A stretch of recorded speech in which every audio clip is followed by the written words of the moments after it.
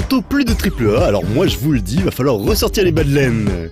Oui mais oui, que faire durant vos heures supplémentaires? Bienvenue au temps perdu. Depuis que je suis tout petit, j'adore les jeux vidéo. Les shoots, les beat'em all, les RPG, tout ça. Mais ce que j'aime vraiment beaucoup depuis super longtemps, je l'avoue, c'est les jeux de plateforme. Ouais, j'aime pas les plombiers, mais je kiffe les boing boing, les whips et les dig-ding. Et sur le net, des jeux où on saute sur des trucs, il y en a plein. Tenez par exemple Random Heroes. Bah oui, on tire sur des E.T. morts-vivants, mais croyez-moi, c'est aussi de la plateforme. Et ça, c'est bien. Bon, c'est dommage que le choix de notre personnage ne change strictement rien à rien, mais bon, c'est bien quand même.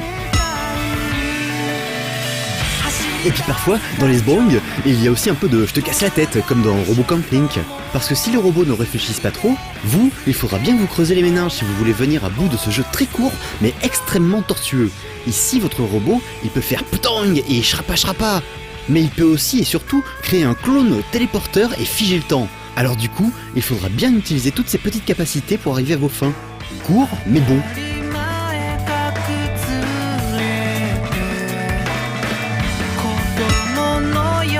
Mais bon, ce qui est le plus important dans un hop-hop, c'est la maniabilité.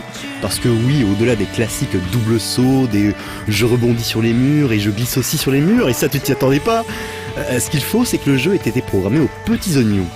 Mais pas aux petits pois, parce qu'il y en a qui n'aiment pas ça, sans parler des haricots d'ailleurs.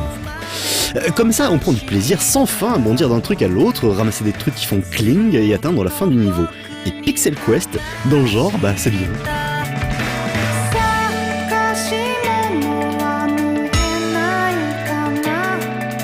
Par contre, dans Dangerous Dungeons, même si c'est pas mal non plus, il y a comme un problème dans les sauts.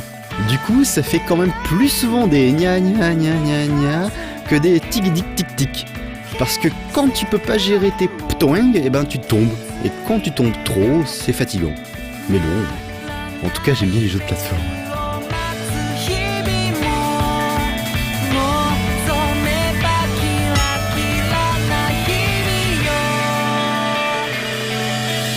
Et pour ceux qui se demandent quelle peut bien être la Zuli musique qui vous a accompagné tout au long de cette émission, il s'agit de Belle du groupe japonais Androp.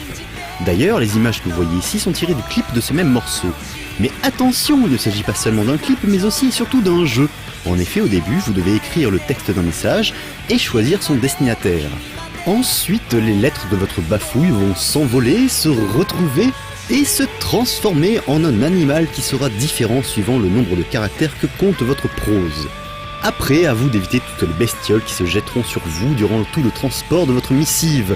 Chaque choc encaissé modifiera le contenu de votre correspondance, il s'agira donc de réussir un sans faute si vous voulez qu'elle reste intacte à l'arrivée. Et pour cela, il faudra bien apprendre par cœur tous les mouvements des bestioles adverses, et ça, eh ben c'est plutôt cool vu qu'il faudrait quand même voir ne pas oublier que...